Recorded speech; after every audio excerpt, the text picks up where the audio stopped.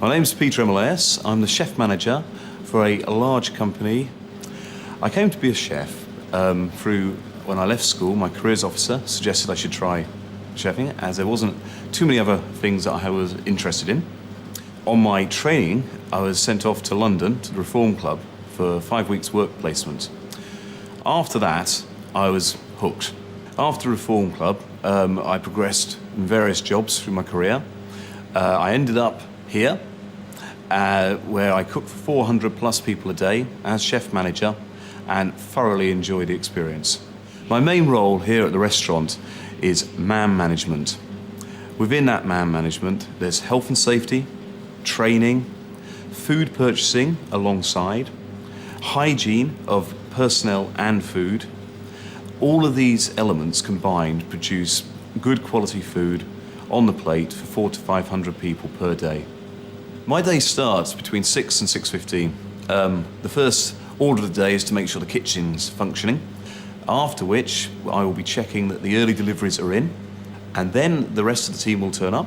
I will make sure they're happy, they know what they're doing. I'll allow them to get on with it, and then we'll have a briefing at 9:15. Everyone then will go off and carry on with their work. I will leave the kitchen to their own devices until probably 11:30. Then I will check round again that everything is as should be. The chefs know that they need to have everything ready for 10 to 12, at which time we will have a briefing, the whole team, out on the main restaurant, talk through the food, talk through any extra requirements for the clientele, special dietary requirements as such. And then at 5 to 12, we'll be ready to open the doors for 12 o'clock. All those years back, since my career interview and then the work placement in London, I have thoroughly enjoyed my career in cooking. If you love people and you enjoy working with people and food, I thoroughly recommend it.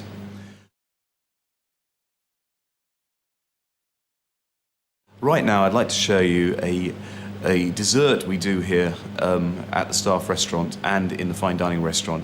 It's a Cambridge burnt cream, also known as a creme brulee.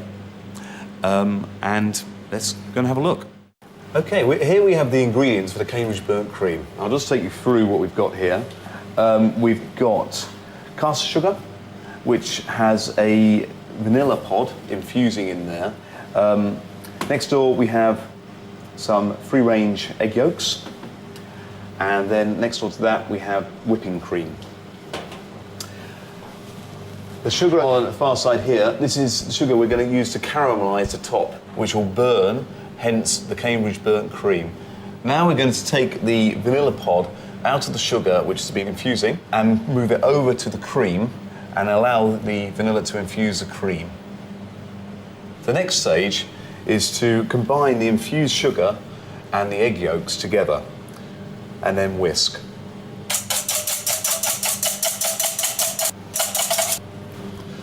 Now I'm just going to pour the cream in the saucepan, then put it on the stove to heat up. We'll leave the vanilla pod in there for the moment. What we're going to do now is heat up the cream. We only need to start to boil, to simmer. We don't need to reduce the cream, at which point we can add it to the egg mix. Remove the vanilla pod and pour gradually into the egg mixture, only gradually so that we don't curdle the eggs.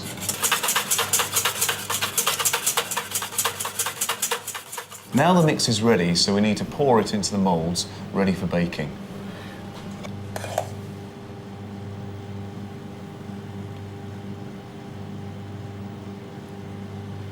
Now we've poured the mixture into the moulds, we're going to put them into the oven to cook. They're going to be placed in a water bath so it cooks gently, so the egg yolks, again, do not curdle.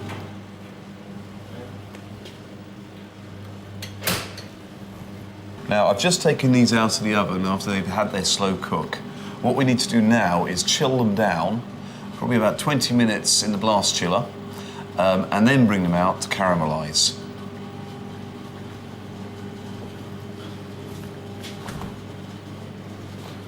Now the cream's just come out of the chiller. It's reduced in temperature far enough for us to sprinkle it with sugar and then caramelise at the top with the help of the gas gun.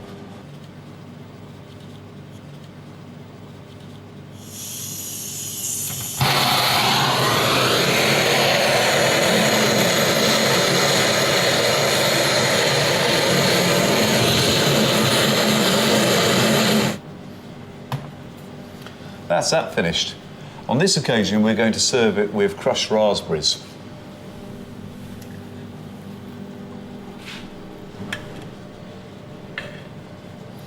And that's how you serve a Cambridge burnt cream.